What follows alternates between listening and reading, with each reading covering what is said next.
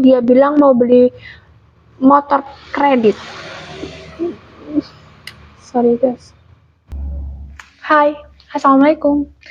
Selamat datang di channel aku, Nias Junita. Di konten pertama aku ini, aku akan bacakan cerita para emak-emak, para mama muda, curhatan mereka tentang gimana sih kehidupan setelah menikah, bagaimana ribetnya, riwahnya.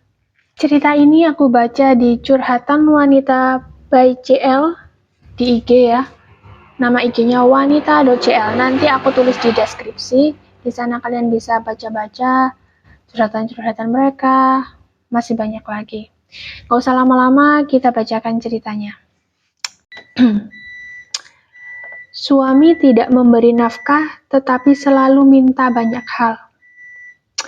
Jadi saya sama suami nikah udah 3 tahun.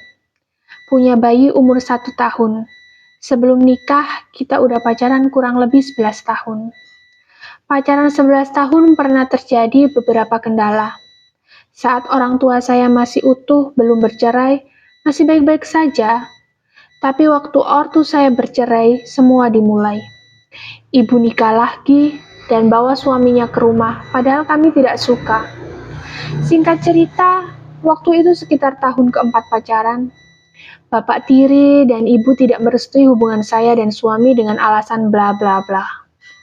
Sebenarnya saya tahu alasan ibu saya itu karena dia tidak suka. Suami saya ini kurang mampu. Jadi berbagai cara dia lakukan supaya saya putus dari dia. Hingga tiba waktu itu lebaran, saya jalan-jalan dan pulang jam 1 malam karena motor suami saya mogok. Akhirnya sampai rumah suami saya dicaci maki sama ibu saya dan didenda adat desa. Perlu diketahui, dulu saya pernah jalan-jalan 1 minggu sama suami dan teman-teman. Ini tidak dilarang karena ibu masih sama bapak kandung saya. Jadi masih oke-oke saja. Semenjak dari sinilah hubungan jadi kurang baik.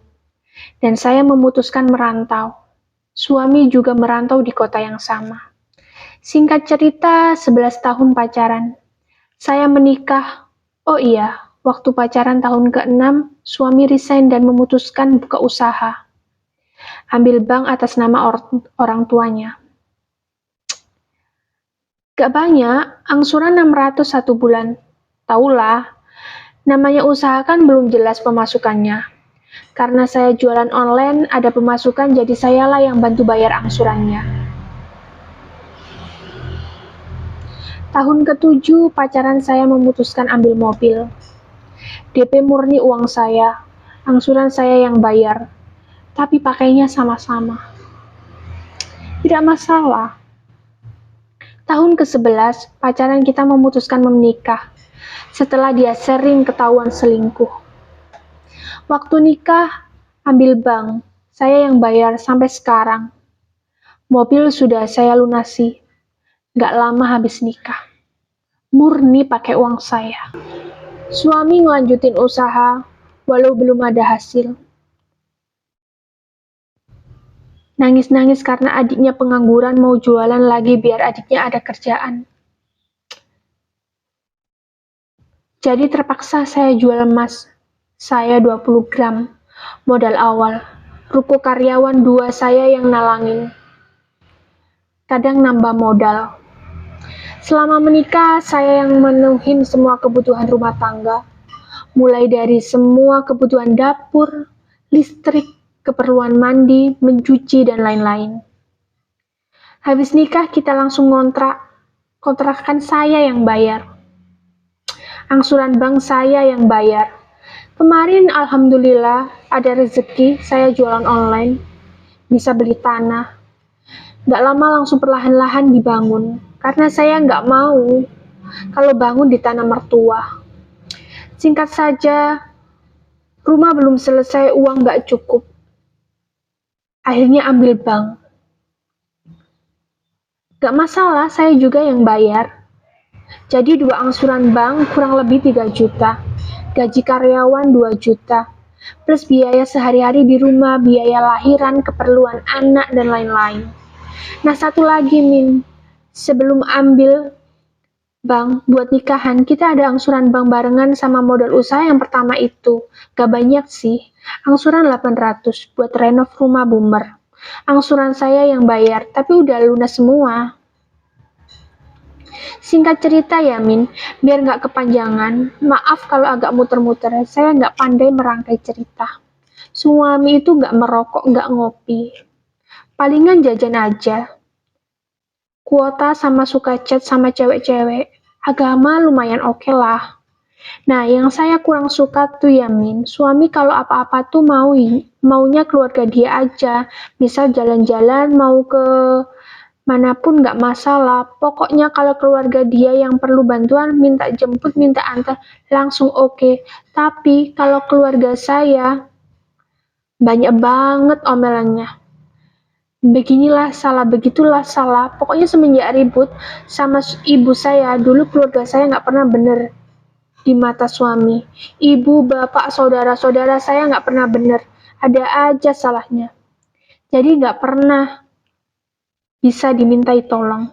Tapi kalau keluarga dia, kadang aja keluarga jauh, baiknya minta ampun. Wajar nggak sih kalau saya dongkol setiap di perdebatan? Pasti alasannya karena sakit hati sama ibu saya dan saudara saya waktu masalah yang dulu itu. Saya nggak minta dia memuja keluarga saya, Min. Tapi kadang saya juga pengen jalan bareng keluarga saya sesekali. Atau misal kalau saudara saya minta tolong antar atau jemput, bisa gitu langsung ngomong iya. Padahal kadang saya nggak minta dia yang nganter, saya juga bisa nyetir, tapi ada aja alasannya. Satu lagi yang saya nggak suka itu dia sukanya nyindir. Saya seolah-olah banyak uang tapi nggak mau kasih buat ibu dia.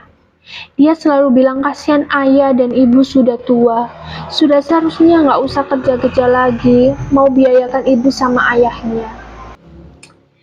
Ibunya buruh, ayahnya pedagang. Oke ya Min, saya ngerti dia mau berbakti, tapi yang saya maksud di sini, kalau dia itu mampu nggak masalah. Kalau ujung-ujungnya saya lagi, saya juga capek Min.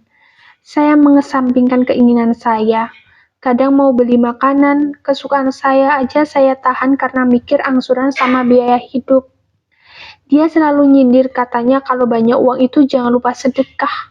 Seolah-olah saya itu nggak pernah sedekah. Penghasilan saya emang nggak menentu Min, kadang pas-pasan, kadang dihemat-hematin, tapi kadang kalau saya terlihat sedikit santai, suami pasti bilang, minta beliin inilah, itulah, yang baju dia udah pada jelek lah, seolah-olah saya lagi banyak uang. Saya emang nggak pernah cerita sama suami kalau lagi ada uang, soalnya kemarin aja dia bilang mau beli motor kredit. Sorry guys. Sedangkan penghasilan dia belum jelas, nanti ujung-ujungnya saya lagi. Padahal maksud saya pakai aja motor yang ada dulu. Wajar nggak sih Min kalau saya itu kesel sama suami? Tapi nanti kalau saya bahas seolah-olah saya mengecilkan dia. Tidak menghargai dia sebagai suami. Terus chat curhat sama perempuan lain di luaran sana. Sering ketahuan jalan sama perempuan lain. Saya belum mau cerai karena jujur trauma sama keluarga broken home. Dan dia juga suka ngomel ke saya, katanya jualan dia sepi karena saya nggak mau bantu dia jualan. Padahal kan saya juga ada yang dikerjain, Min. Bukan okang-okang kaki di rumah. Mana sambil ngurusin rumah sama anak, sambil cari uang juga. Keinginan saya satu, saya itu cuma mau suami lebih bertanggung jawab sama keluarga ini, tahu kewajiban. 2. Kalau baik sama keluarga itu 50-50 baiknya. Kalau nggak keluarga dia 80, keluarga saya 20. Dia chat cewek yang saya nggak masalah Min, asal jangan ketemuan aja, soalnya udah capek ribut. Saya juga nggak suka dia sering ngomentarin teman-teman saya, ada aja nggak benernya sampai-sampai saya jarang ketemu teman-teman saya. Bagaimana menurut kalian? Ini ada part 2-nya. Nanti kalau ada yang request, aku lanjut part 2-nya.